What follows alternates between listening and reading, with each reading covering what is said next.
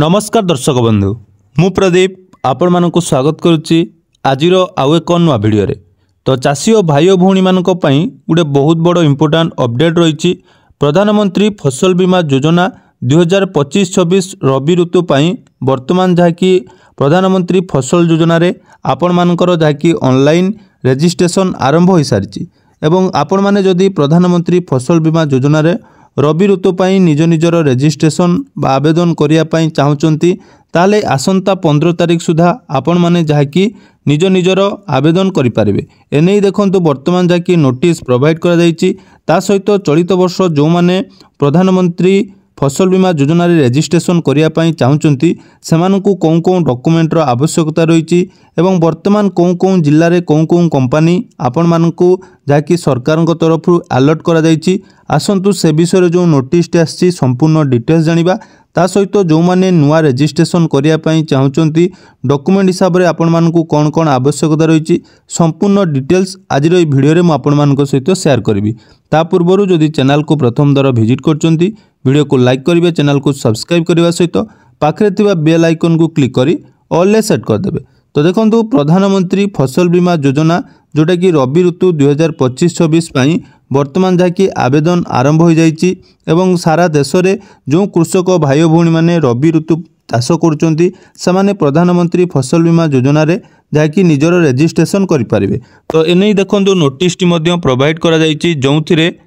तो देखिपे government of Odisha रो कॉर्पोरेशन डिपार्टमेंट तरफ प्रधानमंत्री फसल बीमा योजना जोटा कि इम्प्लीमेंटेशन ड्यूरिंग रबी 2025-26 अर्थात वर्तमान रबी सीजन पाई आपण मानकर जोटा कि गाइडलाइन रही तो ता मध्य वर्तमान जहाँकि सरकार तरफ एठी करा जायछि जो थे आपण मानकु संपूर्ण कवरेज विषय डिटेल्स दिया जायछि जे जो माने लोनी फार्मर बा जो माने ऋणी चाषी अच्छी से जो रजिस्ट्रेशन आपण मानकर बैंक रे हबो एवं ता सहित जो माने रहिचंती अणऋणी चाषी से माने सीएससी सेंटर बा सेल्फ रजिस्ट्रेशन ले आपण मानकर रजिस्ट्रेशन करि पारिबे। या सहित देखंतु एथिरे बहुत किछि नुआ नियम जाकी करा जायछि तो जो माने प्रधानमंत्री फसल बीमा योजना रे पूर्वरु रजिस्ट्रेशन करिसंती सेमानकर रजिस्ट्रेशन करिवा समय रे पूर्व डाटा अनुसार आपण मानकर रजिस्ट्रेशन हेई पारिबो। या सहित देखंतु वर्तमान 2025-26 रबी सीजन पाई प्रत्येक जिल्ला रे कौन कौन इंश्योरेंस कंपनी आपण मानकु टंका प्रदान करिवो तार डिटेल्स मध्ये मेंशन करा जायछि। जेमिति कि देखंतु आपण मानकर एआईसी ऑफ इंडिया आपण मानकर 5टी डिस्ट्रिक्ट जेमिति कि 4टी डिस्ट्रिक्ट जेमिति कि मयूरभंज नवरंगपुर केन्द्रापड़ा देवगढ़ से भली रिलायंस जीआईसी आपण मानकर गंजाम कलाहांडी सुवर्णपुर एवं पुरी तापरे रहिछि आपण मानकर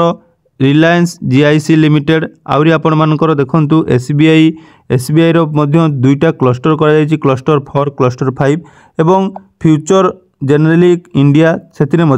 किसी डिस्ट्रिक्ट को जाके सामिल करा जायछि। ता सहित आपण मानकर एठी क्लियरली मेंशन करा जायछि कौन कौन बेसिस रे आपण माने जाके प्रधानमंत्री फसल बीमा योजना रो जोटा कि कवरेज पाई परिबे एवं एई जो आवेदन प्रक्रिया आपण मानकर आरंभ ऑलरेडी जाकी हेई सारिछि एवं एई आवेदन आपण मानकर केते तारीख पर्यंत रहिबो देखंतु ना 15/12/2025 अर्थात 15 तारीख सुधा आपण मानकर PMFBY रे एनरोलमेंट चलिबो बा जो कृषक भाई भौणी माने रजिस्ट्रेशन करिया पई चाहूचंती से माने रजिस्ट्रेशन करि पारिबे। या सहित देखंतु आपण माने रजिस्ट्रेशन कोउटी करि पारिबे ना बैंक PSCS जोटा कि आम पैक्स बोली कहूँ सीएससी सेंटर बा आपण माने ऑनलाइन ले निज फार्मा जाकी रजिस्ट्रेशन करि पारिबे। तो चलित वर्ष रजिस्ट्रेशन करिवा पई आपण मानकर आवश्यक डॉक्यूमेंट कथा जदि आमे देखिबा आवेदन समय चाषी आधार कार्ड चाष होउथुबा जमीर पट्टा बैंक जमा खातार नकल चाषी मोबाइल नंबर एवं यह सहित अन्यान्य डॉक्यूमेंट हिसाब से आपण मानकर फार्मर आईडी मन रखिथे आपण माने जेतेबेले रजिस्ट्रेशन करथिले खरीफ ऋतु पई सेठी आपण मानकर फार्मर आईडी मैंडेटरी थिला एवं परवर्ती समय से फार्मर आईडी बिना मध्य आपण मानकर होई पारथुला किंतु जहाँ वर्तमान लो अपडेट रही चलित वर्ष रबी ऋतु पई जो माने कृषक भाई भौणी माने फसल बीमा योजना रे रजिस्ट्रेशन करिवे सेमानकर जहाँकि फार्मर आईडी रहिबा निहाती आवश्यक। जदि देखिबा हमर 15 तारीख शेष तारीख रही 15 डिसेम्बर लास्ट डेट रही किंतु वर्तमान सुधा आम ओडिशा रे पोर्टाल जहाँकि आरंभ होई नाही केवल